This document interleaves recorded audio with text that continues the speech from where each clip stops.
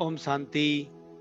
आज का अव्यक्त महावाक्य 9 मई 1972 से लिया गया है, जिसका शीर्षक है अपने फीचर अर्थात विशेषता से फ्यूचर अर्थात भविष्य को दिखाओ।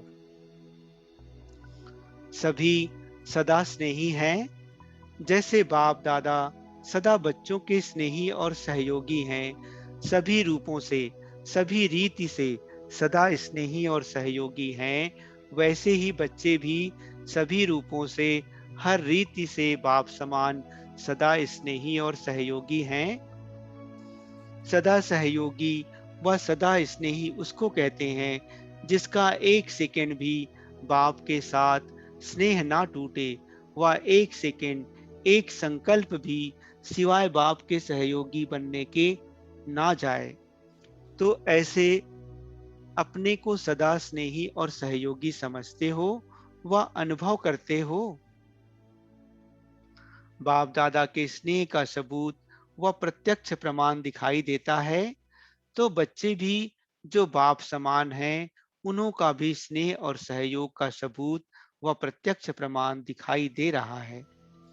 स्नेही आत्मा का स्नेह कब छिप नहीं सकता।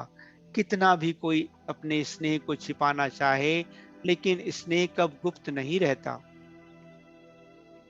स्नेह किस न किस रूप में, किस न किस कर्तव्य से वह सूरत से दिखाई अवश्य देता है।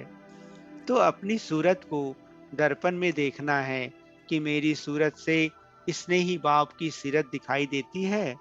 जैसे अपनी सूरत को स्थूल आईना में देखते हो, वैसे ही रोज अमृत वेले अपने आप को इस सूक्ष्म दर्पण में देखते हो।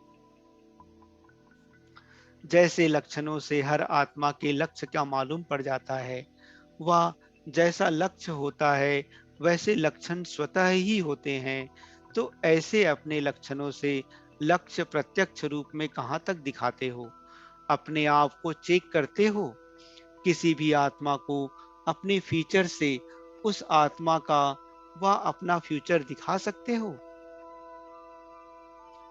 लेक्चर से फीचर्स दिखाना तो आम बात है, लेकिन फीचर्स अर्थात विशेषता से फ्यूचर अर्थात भविष्य दिखाना, यही अलौकिक आत्माओं की अलौकिकता है। ऐसे मेरे फीचर्स बने हैं, यह दर्पण में देखते हो। जैसे स्थूल सूरत है, श्रृंगार से अगर सूरत में कोई देखे तो पहले विशेष अटेंशन बिंदी के ऊपर जाएगा।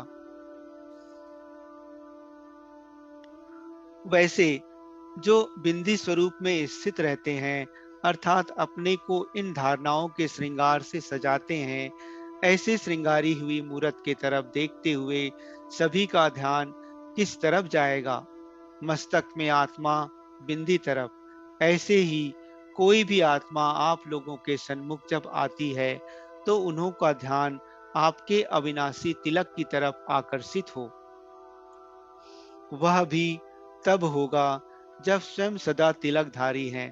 अगर स्वयं ही तिलकधारी नहीं, तो दूसरों को आपका अविनाशी तिलक दिखाई नहीं दे सकता। जैसे बाप का बच्चों प्रति इतना स्नेह है, जो सारी सृष्टि की आत्माएं बच्चे होते हुए भी जिन्होंने प्रीत की रीत निभाई है, वह प्रीत बुद्धि बने हैं। ऐसे प्रीत की रीत निभाने वालों से इतनी प्रीत की रीत निभाई है, जो अन्य सभी आत्माओं को अल्पकाल का सुख प्राप्त होता है, लेकिन प्रीत की रीत निभाने वाली आत्माओं को सारे विश्व के सर्व सुखों की प्राप्ति सदा काल के लिए होती है। सभी को मुक्ति धाम में बिठाकर प्रीत की रीत निभाने वाले बच्चों को विश्व का राज्य भाग्य प्राप्त कराते हैं। ऐसे स्नेही बच्चों के सिवाय और कोई से भी सर्व संबंधों से सर्व प्राप्ति का पाठ नहीं। ऐसे प्रीत निभाने वाले बच्चों के दिन रात गुणगान करते हैं, जिससे अति स्नेह होता है। तो उस स्नेह के लिए सभी को किनारे कर सभी कुछ उनके अर्पण करते हैं। यह है स्नेह का सबूत। तो सदा स्नेही और सहयोगी बच्चों के सिवाय अन्य सभी आत्माओं को मुक्ति धाम में किनारे कर देते हैं। तो जैसे बाप स्नेह का प्रत्यक्ष सबूत दिखा रहे हैं, ऐसे अपने आप से पूछो, सर्व संबंध, सर्व आकर्षण करने वाली वस्तुओं को अपनी बुद्धि से किनारे किया है? सर्व रूपों से, सर्व संबंधों से, हर रीति से सभी कुछ बाप के अर्पण किया है? सिवाय बाप के कर्तव्य के एक सेकेंड भी और कोई व्यर्थ कार्य में अपना सहयोग तो नहीं देते हो? अगर स्नेह अर्थात योग है, तो सहयोग भी है। जहाँ योग है, वहाँ सहयोग है। एक बाप से ही योग है, तो सहयोग भी एक के ही साथ है। योगी अर्थात सहयोगी।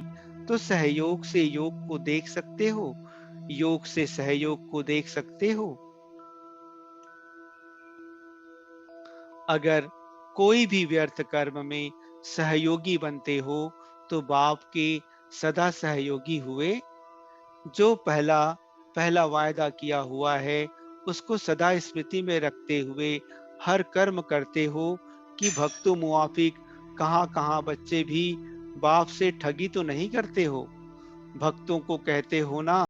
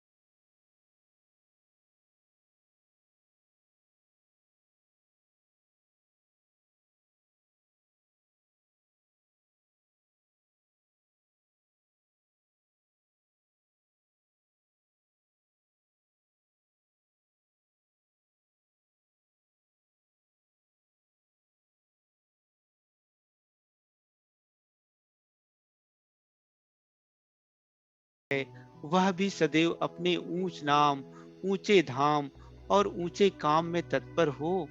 कोई भी निचाई का कार्य कर ही नहीं सकते हैं। जैसे महान आत्मा जो बनते हैं, वह कभी भी किसी के आगे झुकते नहीं हैं। उनके आगे सभी झुकते हैं, तब उसको महान आत्मा कहा जाता है।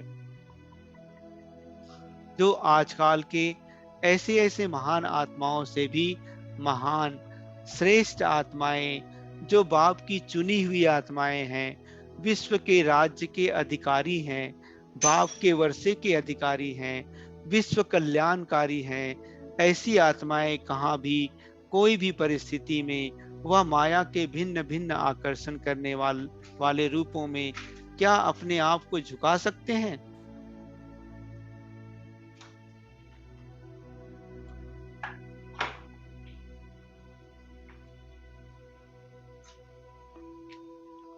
आजकल के कहलाने वाले महात्माओं ने तो आप महान आत्माओं की कॉपी की है। तो ऐसी श्रेष्ठ आत्माएं कहाँ भी किसी रीति झुक नहीं सकती। वे झुकाने वाले हैं, ना कि झुकने वाले। कैसा भी माया का फोर्स हो, लेकिन झुक नहीं सकते। ऐसे माया को सदा झुकाने वाले बने हो कि कहाँ कहाँ झुक करके भी देखते हो। जब अभी से ही सदा झुकाने की स्थिति में स्थित रहेंगे, ऐसे श्रेष्ठ संस्कार अपने में भरेंगे, तब तो ऐसे हाईएस्ट पद को प्राप्त करेंगे जो सतयुग में प्रजा स्वमान से झुकेगी और द्वापर में भिखारी हो चुकेंगे। आप लोगों के यादगारों के आगे भक्त भी झुकते रहते हैं ना। अगर यहाँ अभी माया के आगे झुकने के संस्कार समाप्त ना किए, थोड़े भी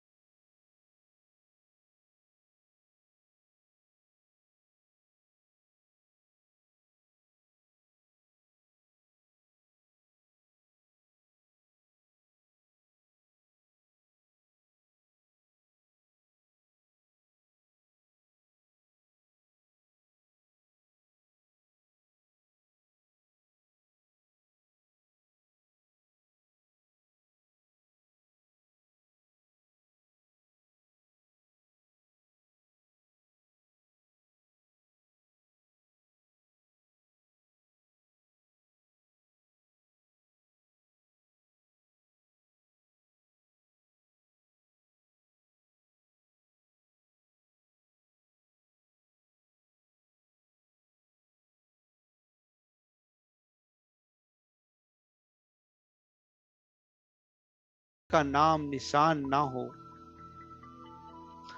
जब नाम निशान ही नहीं, तो फिर काम कैसे होगा? जैसे भविष्य में विकार का नाम निशान नहीं होता है, ऐसे ही हाईएस्ट और होलीएस्ट अभी से बनाओ, तब अनेक जन्म चलते रहेंगे। अच्छा, ऐसे ऊंचा नाम और ऊंचे काम करने वालों को नमस्ते। अच्छा, ओम शांति।